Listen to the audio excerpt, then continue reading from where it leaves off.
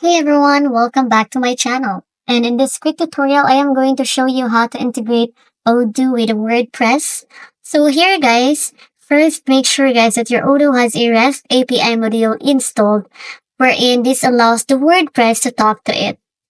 And then on WordPress guys, you need to install an integration plugin like WordPress Odoo Connect, or you can use WordPress webhooks for custom workflows. So here in the search field, you can search for Odoo. So here, and then you can also add your Odoo URL, database name, email, and API key into the plugin settings to link the two platforms.